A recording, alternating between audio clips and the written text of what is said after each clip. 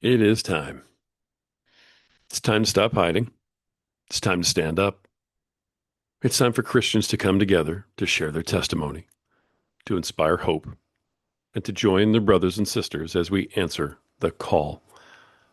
It's time to wake up the lions. Folks, thank you for joining us today on our Sunday Selections episode.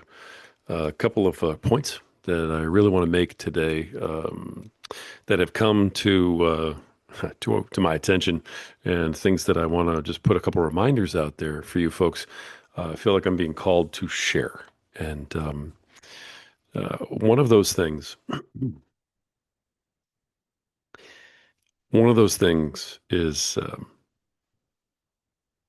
it is not our job, it is not our calling, it is not our mission to judge one another, to judge others outside of our own. Um, it is absolutely not our providence to pass judgment on other folks. And I know that that gets really, really tough. And I know this is kind of a fine line because there are so many things that follow those statements. Very often we judge because we want to protect. We say, hey, this is crazy, the way these people are acting or the way things they're thinking or the beliefs and the propaganda that they're trying to shove down our throats. And in judging them, we're doing that because we're trying to protect our own. Believe me, I understand. Very often we also judge because we are trying to save, we're trying to help. We're saying, look, if this is how you're going to live your life, you're not on the path. And if you keep going the way you're going, you're not going to get where we all want to go. You're not going to make it to heaven. You're not going to join, Jesus Christ when he comes back. There are there are a lot of different ways in which we judge. There are reasons in which, we think we're justified to judge. Folks, at the end of the day, it's simply not our job to pass judgment. Okay. And I want to share, a little bit out of the Bible. We try to do this whenever we can. And I'm reading from John, the book of John, let's see, 12:44. Jesus cried and said, He that believeth on me believeth not on me, but on him that sent me. And he that seeth me seeth him that sent me. And I am come a light into the world, that whosoever believeth on me should not abide in darkness. And if any man hear my words and believe not, I judge him not. For I came not to judge the world, but to save the world. Folks, that passage is John 12:47. He goes on, He that rejecteth me and receiveth not my words hath one that judgeth him. The word that I have spoken, the same shall judge him in the last day. For I have not spoken of myself, but the Father which sent me. He gave me a commandment, what I should say and what I should speak. And I know that his commandment is life everlasting. Whatsoever I speak, therefore, even as the Father said unto me, so I speak.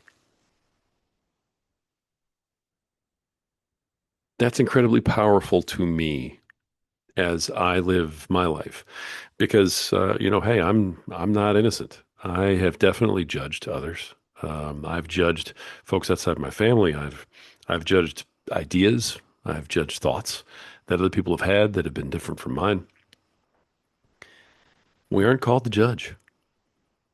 There's only one that's going to judge on your last day. And I think too often, in trying to help, in trying to save, in trying to spread his word, and trying to protect, we judge. And I want to draw a little distinction here. I want to give everybody a little bit of grace too, because this isn't, an episode that's lashing out or scathing, or scolding people for acting a certain way. It's saying, I understand, but there's more. There's so much more. Because you see, we don't need to judge in order to protect, in order to be lions. And I want to get into that because I've had some people ask me, okay, wake up the lions, wake up the lions. That's great. What does that mean? Where does that come from? What's that about, right?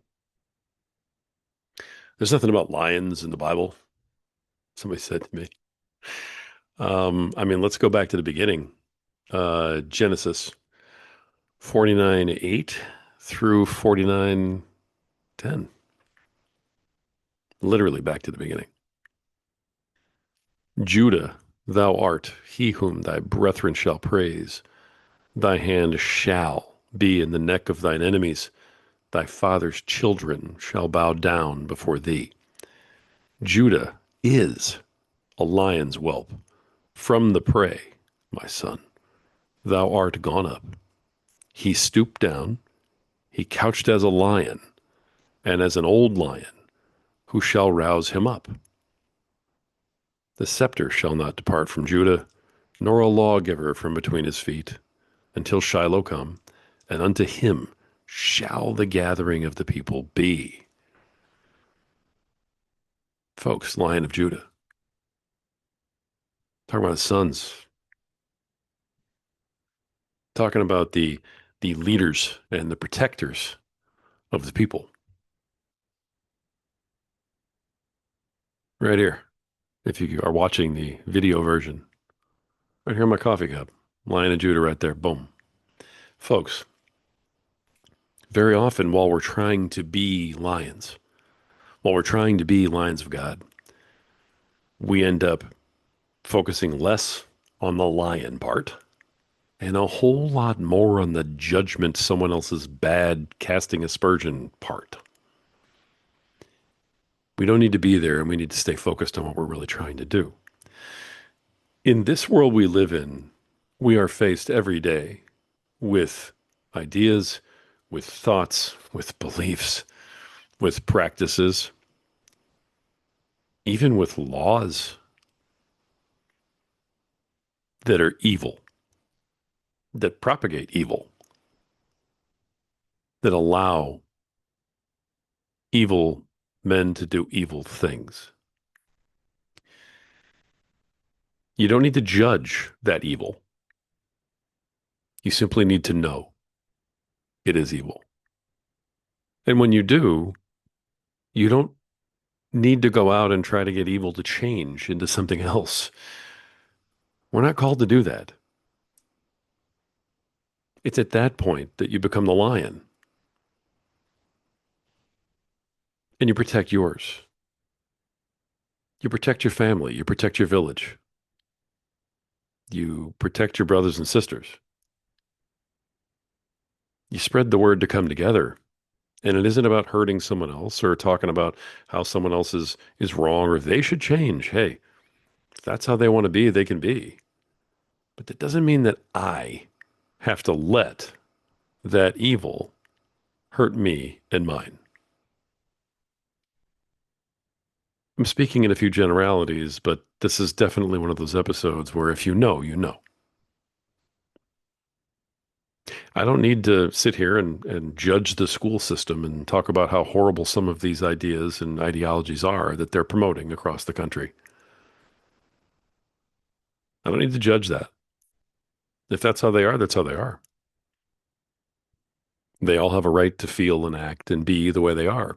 That does not mean that I have to allow that to impact me and mine. You see, I'm not going to waste 1 minute of my time in judgment, in argument, in trying to coerce or convince. That's not what I'm called to do. I'm called to be a lion. I'm called to help others become lions. And in doing so, become protectors. become defenders and make sure that whatever evil is out there does not get through our line. The more lions we have, the stronger our defense will be. The more lions we have, the stronger our message becomes.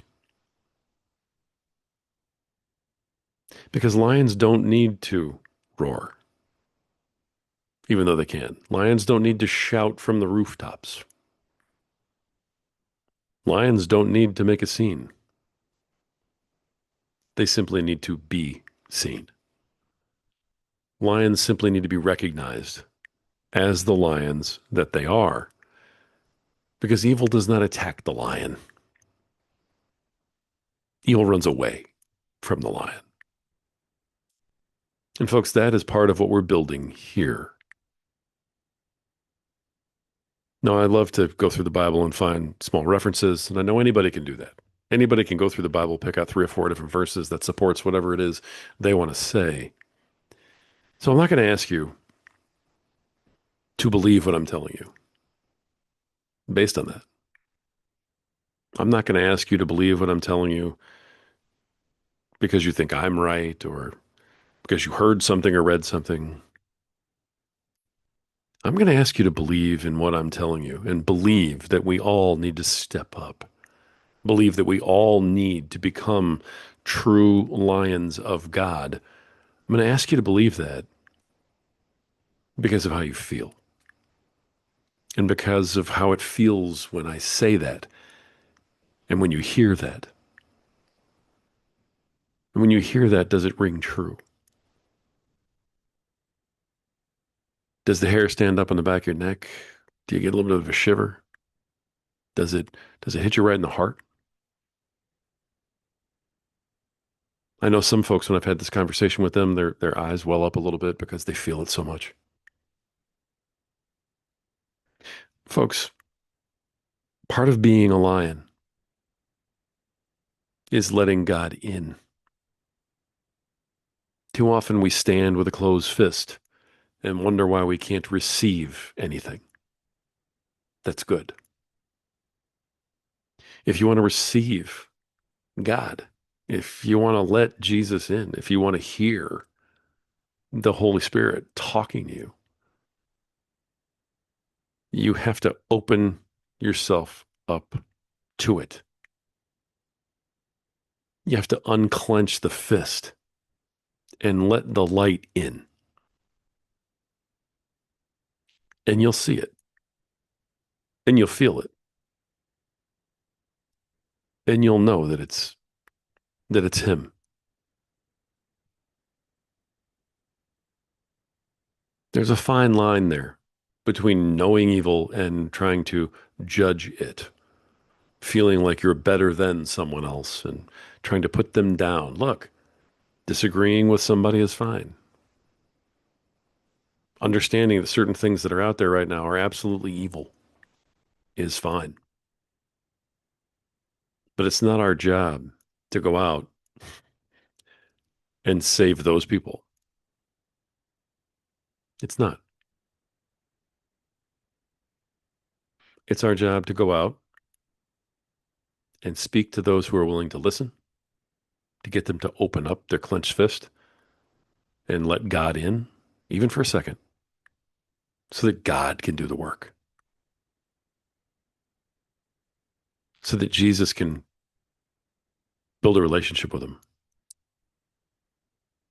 so there can be a level of understanding, so they can hear the Holy Spirit. And I heard something online today, which I think really sums it up. As lions, it is not our job to wake up the sheep. The sheep are sheep. The sheep are going to follow, whatever strong presence tells them what to do. And you all know who we're talking about here. It's not the lion's job to wake up the sheep. It's the lion's job to wake up the sleeping lions, to wake up the believers that have been asleep for too long. They've been asleep at their posts. They've been asleep in their lives. They don't understand that they're under attack. They don't understand that they need to stand up, wake up, and defend. That's our job.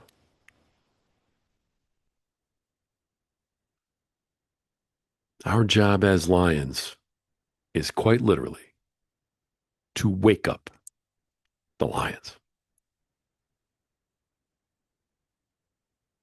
I hope some of this makes sense. I hope someone out there lets this message in.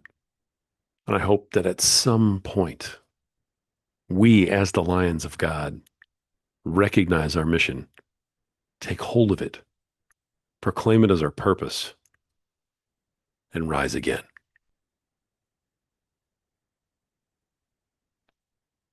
Folks, it is time. It's time to wake up the lions. But more than that, it's time for you to take your rightful place with your brothers and sisters and let them hear you roar. The world is ready. You're ready. You just have to believe it.